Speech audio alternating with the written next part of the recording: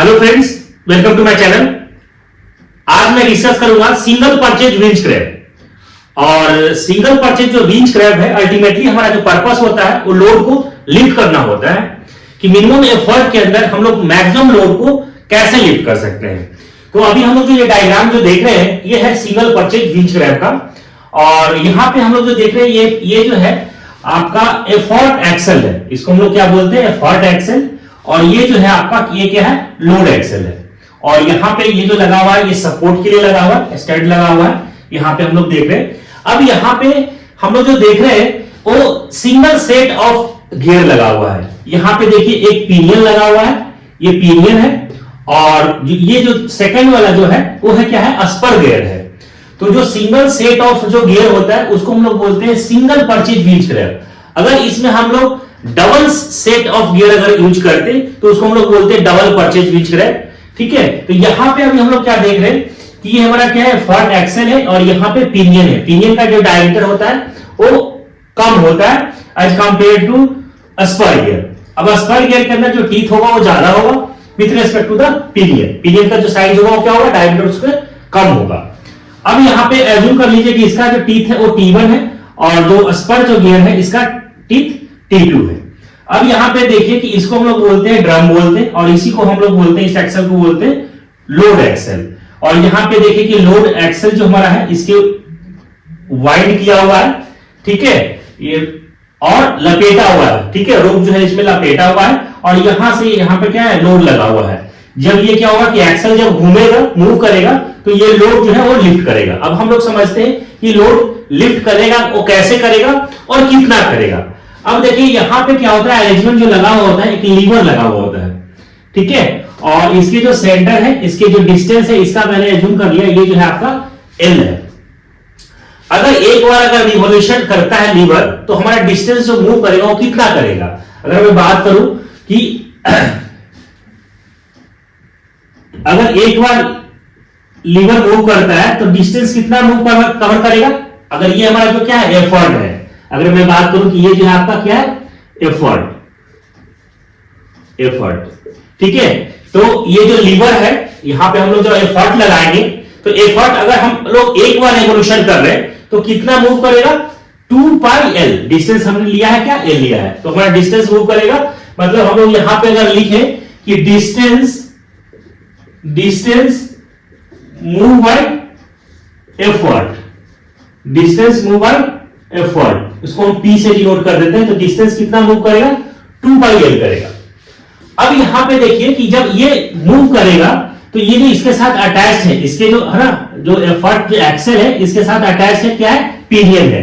Pinion में घूमेगा, move करेगा, और पिनियन जब मूव करेगा तो इसके साथ अटैच कौन सा है, ये जो हम जो देख रहे हैं स्पर गियर।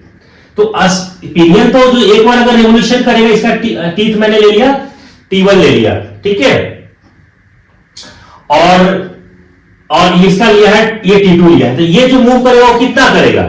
अगर स्पर गियर की बात करें तो स्पर गियर जो मूव करेगा वो कितना करेगा, T1 अपॉन T2 ये मूव करेगा, ठीक है। अगर मान लीजिए कि अगर स्पर जो गियर है वो T1 बाई T2 मूव करेगा, ठीक।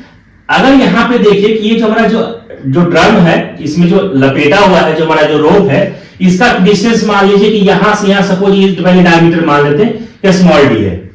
तो अगर ये डिस्टेंस कितना मूव करेगा, ये जो डिस्टेंस जो मूव करेगा, डिस्टेंस मूव है, अगर मैं बोलूं कि ये जो हमारा जो लोड, ये जो ड्रम है वो कितना मूव करेगा जब हमारा एक बार रेवोल्यूशन होगा। तो ये जो हमारा जो मूव करेगा वो कितना करेगा, पाई डी करेगा, यहां से यहां पाई डी, ठीक है, ये तो पाई डी करेगा। अगर मैं बात करूं कि डिस्टेंस मूव बाय जो हमारा जो लोड है ये कितना मूव करेगा, तो पाई डी इंटू जो हमारा जो ये जो रेवोल्यूशन हो रहा है वो कितना हो रहा है, T1 बाई T2। तो अगर मैं बात करूं यहां पे कि distance move by load, distance move by load, distance move by load कितना हो जाएगा। अगर यहां से मैं बात करूं तो पाई into D into T1 by T2, यही तो मूव करेगा, इतना हमारा जो है वो मूव करेगा। कौन सा, ये जो हमारा जो लोड जो एक्सल है, ठीक है, क्योंकि अगर ये घूमेगा तभी तो ये लोड जो होगा वो लिफ्ट होगा अल्टीमेटली, ठीक है। और हम लोगों का लगाने का पर्पस जो गियर है उससे क्या होगा, यू हैवी लोड को हम लोग इजिली क्या कर सकते हैं, लिफ्ट कर सकते हैं। अगर मैं बात करूं कि यहां से कि वेलोसिटी रेशियो, तो वेलोसिटी रेशियो कैसे निकालते हैं, distance move by effort to the distance move by load, यही होता है formula, distance move by effort divided by distance move by load.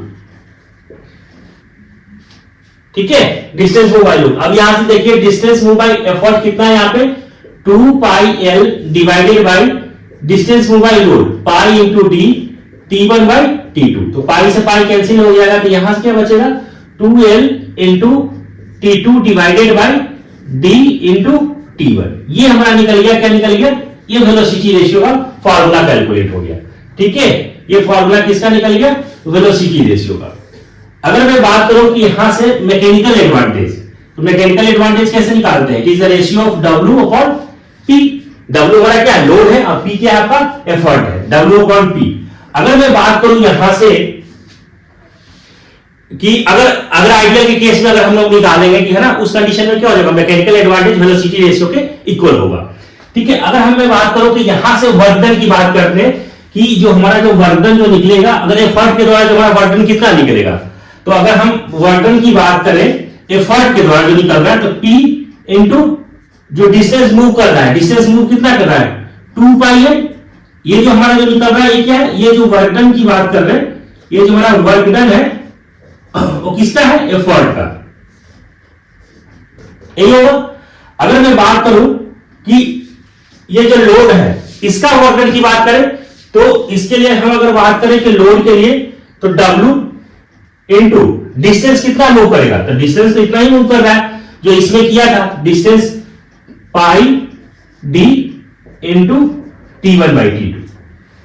यही अगर अगेन इसको अगर आप निकालेंगे W अपॉन P, अगर आप करोगे W अपॉन P अगर आप करेंगे, तो यहां से सेम यही फॉर्मूला निकल करके आ जाएगा 2 pi L into pi D into T2 upon T1। तो पाई से पाई कैंसिल, तो 2L upon D into T2 upon T1 जो हम लोग ये फॉर्मूला निकाले हैं। तो मेरा कहने का मतलब ये हो गया कि हम लोग इस तरीके से अगर अपन निकालते हैं, कैलकुलेट करते हैं, तो यही फॉर्मूला हमारे पास निकल करके आ जाएगा। अगर मैकेनिकल एडवांटेज और वेलोसिटी रेशियो अगर आइडियल के केस में निकालते हैं कि फॉर आइडियल के केस के लिए, तो उस कंडीशन में हमारा क्या हो जाएगा कि एमए जो होगा वो VR के इक्वल होगा आइडियल कंडीशन के लिए। ठीक है, तो इसको हम लोग सिंपल इसी तरीके से निकालते हैं कि सिंगल, ये हमारा जो अभी हम लोग ने जो देखा वो सिंगल परचेज व्हील स्क्रैप का देखा कि यहाँ पे 1 सेट ऑफ गियर लगा हुआ था, एक हमारा पिनियन था और एक हमारा क्या है स्पर गियर लगा हुआ है। ठीक है, तो इसको हम लोग कैसे मैकेनिकल एडवांटेज और वेलोसिटी रेशियो कैसे फाइंड आउट करते हैं। तो आई होप फ्रेंड्स ये समझ में आ गया होगा। समझ में आया, चैनल को आप सब्सक्राइब कर ले, नोटिफिकेशन को ऑन कर ले। Thank you.